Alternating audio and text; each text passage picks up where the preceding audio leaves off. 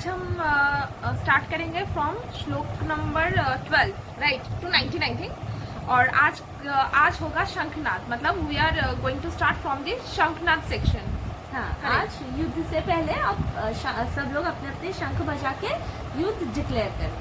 तो लास्ट हमने कितना तक पढ़ा था वो एक बार मतलब शॉर्ट में अगर आप जस्ट दे दे तो फर्स्ट से ही दोनों सेना एक दूसरे के सामने खड़ी है, युद्ध के लिए प्रिपेयर होके। दुर्योधन ने बात कर ली है अपने गुरु द्रोणाचार्य से, थोड़ी रणनीतियां उन्होंने फिक्स कर ली है और अब वो डिक्लेयर कर रहे हैं वॉर। तो वॉर डिक्लेरेशन से पहले कि सब लोग शंखनाद करते हैं, तो वही शंखनाद से शुरुआत, क्योंकि शंख को बहुत ही पवित्र ध्वनि, शंख की ध्वनि को एक्चुअली बहुत ही पवित्र ध्वनि माना जाता है, तो उसी की ध्वनि से सारे कामों की शुरुआत होती है। अच्छा, पहले जब भी बैटल होता था शंखनाद होता था। हाँ, सो लेट्स स्टार्ट। तस्य संजनयन् हर्षं कुरुवृद्धः पितामहाः सिंहनादं विनद्योच्चैः शंखं दध्मो प्रतापवान्। ततः शंखाश्च भैर्यश्च प्रणवानकगोमुखाः सहसैवाभ्यहयन्यन्त सशब्दस्तु मूलोऽभवत्। ततः श्वेतैर्हरैर्युक्ते महती स्यन्दने स्थितो माधवः पाण्डवाश्चैव दिव्यशङ्खौ प्रदत्मधु। पाञ्चजन्यं ऋषिकेशो देवदत्तं धनञ्जयः पौण्ड्रं दद्मो महाशङ्खं भीमकर्मावृकोदरः अनन्तविजयं राजा कुन्तीपुत्रो युधिष्ठिरः नकुलः सहदेवश्च सुघोषमणिपुष्पकौ काशयश्च परमेश्वासः शिखण्डी च महारथः दृष्टद्युम्नो विराटश्च सात्यकी चापराजितः द्रुपदो द्रौपदेयाश्च सर्वशः पृथ्वीपते सौभद्रश्च महाबाहु शङ्खान् दद्मुः पृथक् पृथक्। सघोषोधार्तराष्ट्राणां हृदयानि व्यधारयत् नभश्च पृथिवीं चैव तुमुलो अभ्यनुनादयन्। So the meaning is, then Bhishma, the great valiant grandsire of the Kuru dynasty, the grandfather of the fighters, blew his conch shell very loudly, making a sound like the roar of a lion, giving Duryodhana joy. After that, the conch shells, drums, bugles, trumpets, and horns were all suddenly sounded, and the combined sound was tumultuous. On the other side, both Lord Krishna and Arjuna, stationed on a great chariot drawn by a white horses, sounded their transcendental conch shells. Now Lord Krishna blew his conch shell called Panchajanya. Arjuna blew his the Devadatta, and Bhima, the voracious eater and performer of Herculean tasks, blew his terrific conch shell called Pondra.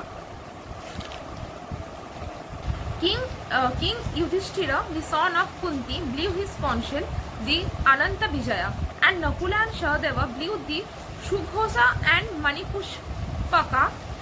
That great archer, the king of Kashi, the great fighter Shikhandi, Dhrishtadyumna, Virata, the unconquerable Satyaki, Draupada, the sons of Draupadi, and the others, O king, such as the mighty armed son of Subhadra, all blew their respective conch shells.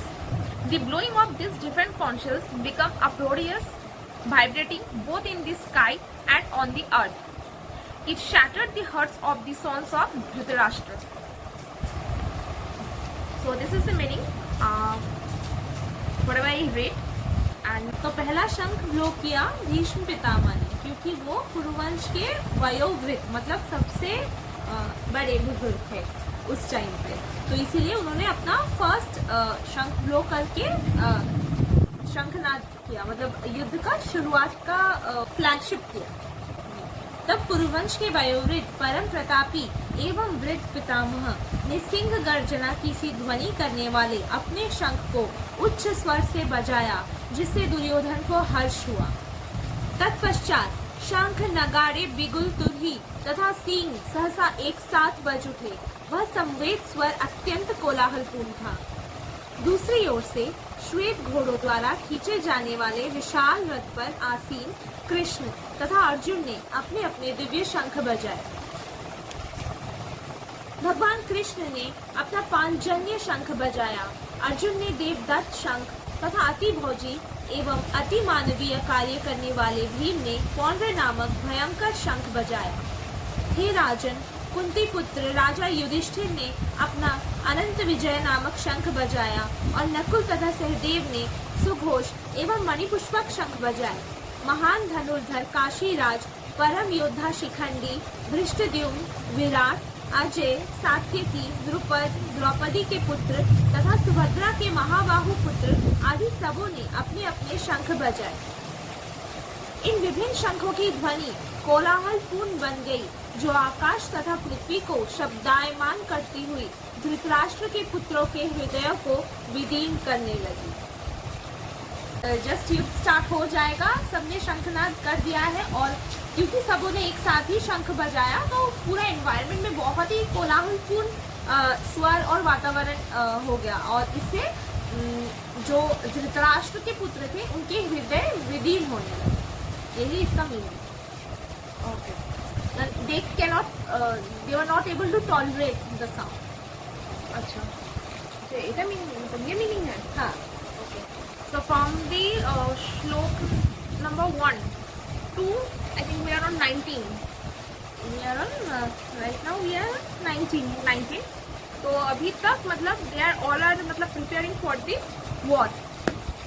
Mahabharat. हाँ।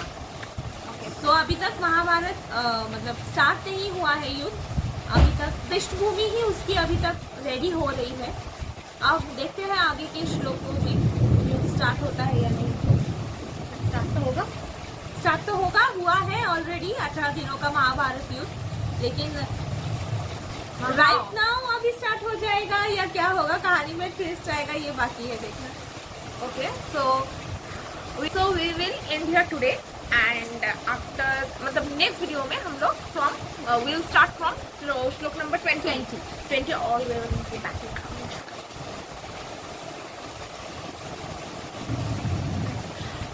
Now. यहाँ पे एक बात करनी है मुझे कि as because we are on the stage of learning, मतलब ये हम पढ़ ही रहे या जान रहे, तो अगर हमसे कुछ भी मतलब बोलने में या फिर मीनिंग बताने में कुछ भी गलती हो जाए तो वी विल कमेंट, मतलब आप हमें बता सकते हैं ऑन द कमेंट सेक्शन। और मतलब गलती का मतलब दिस इज वेरी इंपॉर्टेंट ना, Gita is very important for Indians के, बहुत ही दिल के करीब है। सो अगर कुछ भी गलती हो जाए या फिर कुछ भी मतलब हम लोग कुछ गलत बोल भी दें, so for that we are really sorry पहले से।